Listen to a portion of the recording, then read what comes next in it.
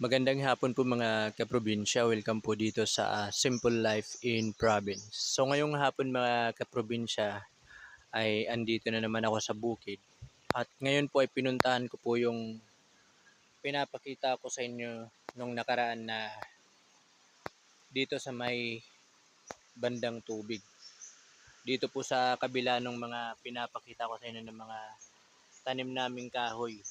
Kasi may nangyari pong pagguho pero hindi naman po ganoon kalaki. Pero kung hindi po ito na maaaksyonan ay talagang lalala ito.